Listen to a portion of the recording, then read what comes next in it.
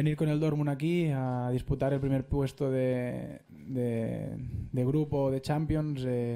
Creo que se podrá ver uno de los mejores partidos que hay en Europa ahora mismo y por eso pues estoy... Usted lleva ya tiempo ahora jugando en la Bundesliga, usted conoce muy bien la Liga Española.